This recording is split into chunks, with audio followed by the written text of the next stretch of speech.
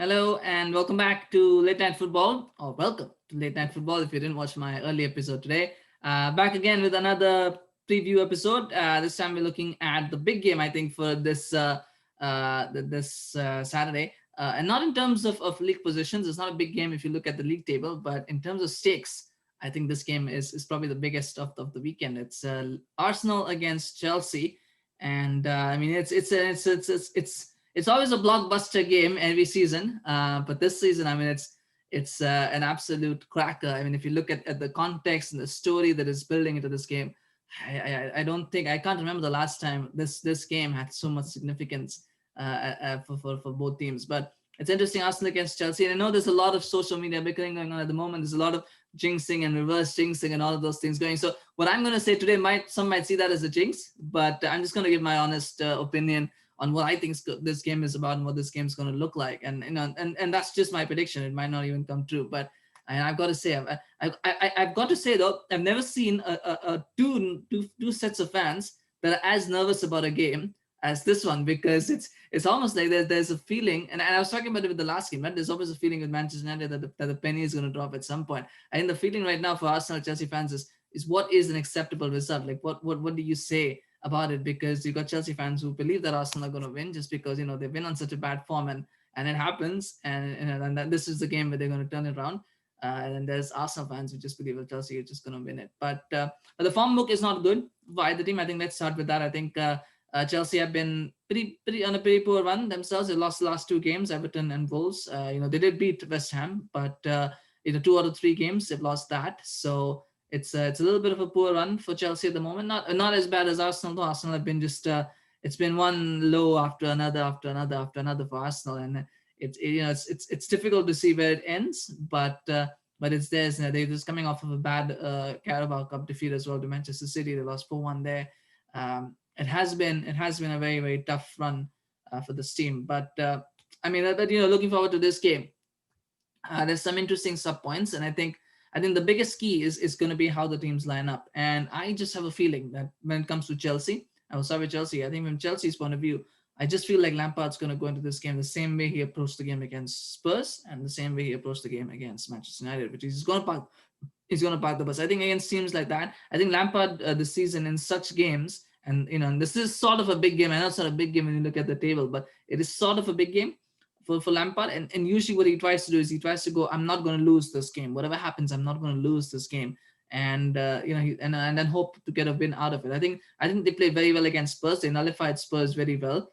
Their counter-attacking threat was completely reduced when they played. I think he's going to look at that in the same fashion against Arsenal as well, where he's going to go. He's probably going to bring in Kovacic. He's going to play him alongside Kante. And in some cases it's a bit of enforced because Havertz hasn't been in that great form. So you probably are looking at Havertz going on the bench. But you're probably looking, yeah. But I think Mount will start as well. It's the question mark is around Timo Werner as well, right? I mean, do you start him? Do you not start him? It's hard to say. It's a big game. It would be a big call to drop Timo Werner for this one. It's one of those calls that sometimes managers have to make, and I think Lampard is going to have to make it.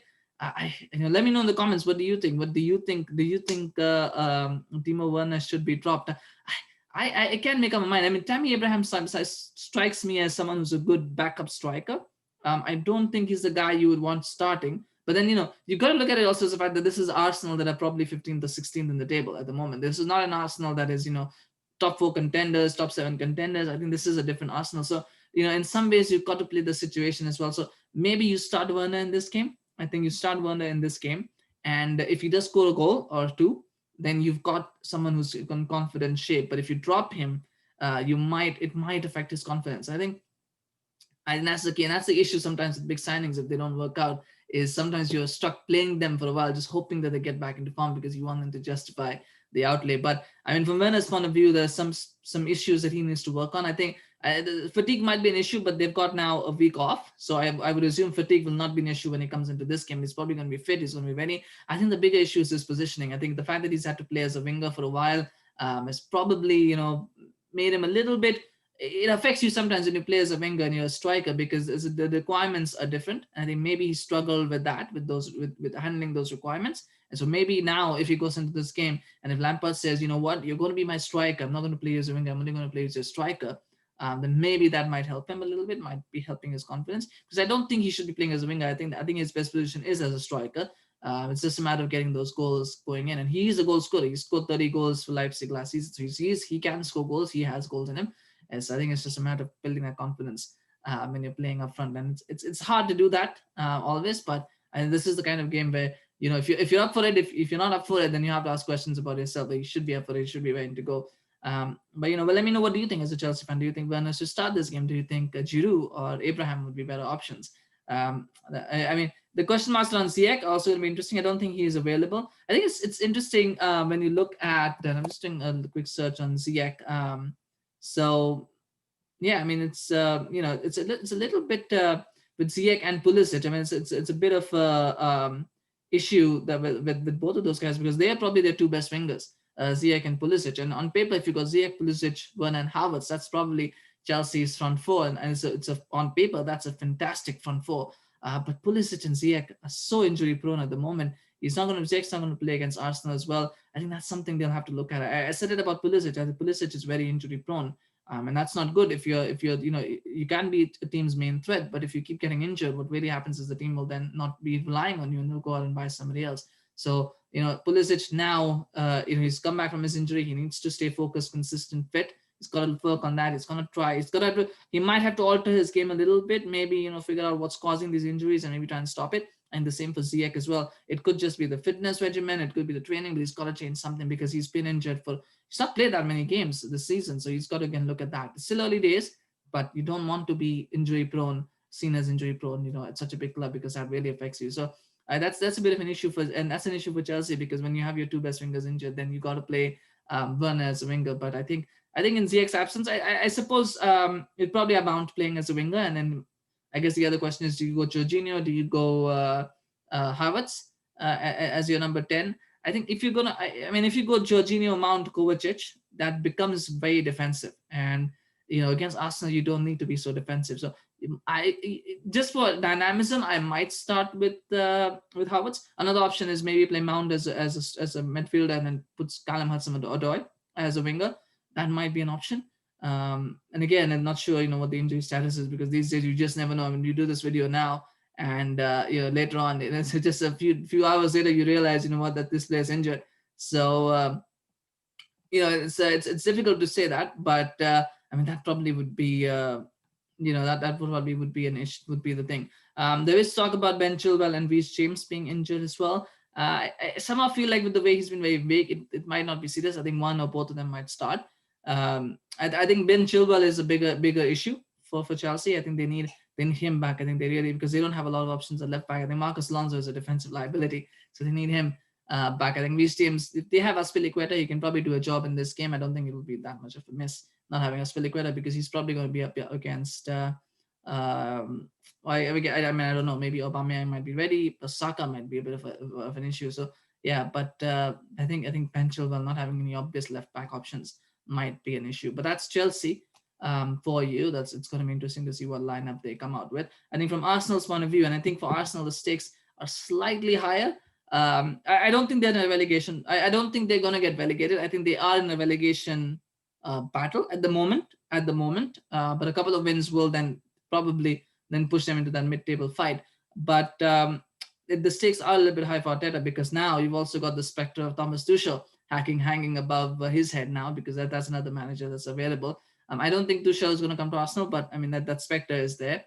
So from Arteta's point of view, he's got to look at this game. A win here could really motivate and benefit his players and galvanize the team somewhat. But for him, I think the issue for Arsenal is there are no obvious changes that you can make. The obvious changes that you can make are probably bring in some young players, but he's been reluctant to do that for whatever reason. He probably, he's always sidelined one player, and also maybe doesn't want to sideline more players. So he's like, let's just focus, let's just work with this team that we've got. But I mean, the thing about Arsenal is that they play now. I mean, I said this, before. I thought Arsenal have looked very good defensively, and they were looking. But the problem now is because the attacking play has become so predictable, their whole game plan has become so predictable that it's starting to affect their defense because teams now know how to counter Arsenal's offense, and so they can now put more pressure on that defense, and it's starting to tell. They've not been keeping clean sheets. They've been conceding silly goals. They've been sloppy a little bit as well, like they were against Manchester City. So it starts to affect. So I think that predictability in the play needs to change. I don't know if he's going to do it for this game because this is a big, this is the kind of game where you probably don't want to try something different. Just try to work with what you've got and hope that it can sort of see you through. But the big issue is Thomas Partey. Not having Thomas Partey is really causing a lot of problems. And again, it's the same thing. Like Ziyech, Partey has been injured for a while as well. So with Arsenal injuries, they go hand in hand. So is that an issue as well? Is Thomas Partey an injury-prone player? I don't think he is. I think he's been unlucky, but you've got to be careful. You got to watch for those things as well. Sometimes. But um, I think what Arsenal could do, and the one surprise that they could spring is instead of trying to play a double pivot, try to play an attacking midfielder, try to play two forward-thinking midfielders. Maybe bring in Ceballos, maybe bring in I don't know who, maybe Smith Rowe or Joe Willock, but having two offensive-minded midfielders might actually help them a little bit because again against Chelsea, if Chelsea, if I'm thinking correctly, I'm saying Chelsea are probably going to try to secure that defense. So and secure that midfield against Arsenal counters. So they've got they're probably going to have a double pivot. They're probably going to have back four that's focused more organized on defense. And what they will expect is that Arsenal will also sort of sit back a little bit. So their front four will have more space to work with. If you want to counter that, you probably just go a little bit more offensive. You think, what, let's try and surprise Chelsea by being a little bit more offensive and put pressure on their defense and their midfield and try and see if that works. Because what they're doing currently is not working anyway. So maybe trying something different might help. But that's just the way I would think. And it's a little bit risky to do it in this sort of game because it could backfire. But they've got to try something different. I think it's been too predictable this season for Arsenal, what they've been doing. So it's high time they tried something different. And Arteta is kind of coming towards the end of his rope. You feel he's coming towards the end of his rope. So at this point, you've just got to try whatever you can to hang on and try and pull yourself back in. But it's difficult. It's hard to see what's going to happen. Arsenal have been hit pretty bad by injuries as well. But like I said, scoring I think in midweek will help them a lot. If Martinelli is fit and looks like he might play a part, I think Martinelli is going to be an X factor for Arsenal. Maybe not in this game, but I think for the rest of the season, I think he's going to be an X factor. I think him coming back from injury is really going to help. I was really impressed with the way he played against City. And once he went off injured, you kind of knew Arsenal were going to lose at that point. But for what time he was on the pitch, he made Arsenal look really good. And I think he's going to be an X factor for the rest of the season. So the question is again, is if he's fit enough, do you risk him for this game? I probably would not start him. I would probably leave him on the bench and then bring him on late on, and build his fitness that way. I don't think he should be starting, particularly if he had that injury, because he had that injury scare. And maybe he's not fit enough to start this game and to even be on the bench for this game anyway. But I'm not entirely sure what's happening. He seemed to tweet that he's okay, that he's fine. But I mean, if I was a manager, I probably would not. I would probably be like, that's fine. Let's just take the rest of the week, and then we'll see where you are for the next game. That's what I would do. But I think he's going to be an important player for Arsenal. And if Arsenal are going to get out of this hole that they're in, I think he might be a key factor for that. But coming to the result, it's tough to say, isn't it? If Chelsea is on paper, if Chelsea played to their best and if Arsenal played to their best, and that's usually the way I look at it, is if one team plays to their best and the other team plays to their best, then what the result is. And the result quite obviously is that Chelsea will win. On paper, that is, of course. But in real life doesn't work on paper. You don't play football on paper, you play on the pitch. I just feel, and this is just my opinion, I just feel like this is going to be a draw. Because Arsenal have been very good at getting draws out of games.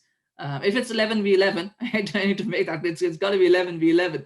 But I think if it's 11v11, I just feel like it's going to be a draw because I feel like Chelsea are going to be a little bit hesitant to commit men forward, at least until the end of the game. And that might allow Arsenal to sort of be a little bit more compact, be a bit more organized. Arsenal don't carry much of a goal threat. I think that's an issue right now for Arsenal, is they don't carry a goal threat. They've got players who can score goals, but they're not scoring goals a lot at the moment, not a lot of them anyway. So that's the issue for Arsenal. They don't have a lot of goal threat. So I struggle to see where the goal is going to come from for Arsenal. And for Chelsea's point of view, I think unless they go full attack, they don't seem to be able to break teams down. So if he's going to play a double pivot of Kovacic and Kante, then I think it's going to be troublesome for him to try to break down that defense. So I just feel like this has a draw it on it, but things can change. Maybe one of the teams will surprise us. If I were to pick a winner, I think conventional wisdom suggests that you pick Chelsea as your winner because Chelsea are the better side. But it just feels like it's going to be a draw. But I'm not. You know what? I won't jinx any of the teams. I won't jinx either of the teams. I'll just say it's going to be a draw. That's my prediction. But we'll see what happens. We'll see. It's going to be interesting. It's going to be stakes. And we'll do the match reaction for that. And the match reaction will be interesting because I feel like whichever team doesn't, I mean, a draw for Arsenal probably is a good result considering the situation and the context. But whichever team loses that game, if one of those teams loses, you then have got to start thinking about what does the future hold for them, because it's going to be a setback either way for one of the teams for their goals this season if they lose. But we shall see. We shall see what happens. But thank you for watching. Please remember to smash a like. If you enjoyed this video, share your comments. What do you think is going to happen in this game? What do you think Chelsea or Arsenal should line up with? We'll obviously always love to hear what you guys have to say. So please do send in your comments. And please remember to subscribe to the channel if you're new. Want to keep growing this channel, and would really appreciate your support for that. But thank you so much. Have a great day or night, whatever time you're watching this. And we'll see you again very soon. We've got one more match preview episode to come, and we're gonna do that. And and then and that will be it for today. And then we're just gonna get ready for the games. Thank you so much for watching. Take care. Bye bye.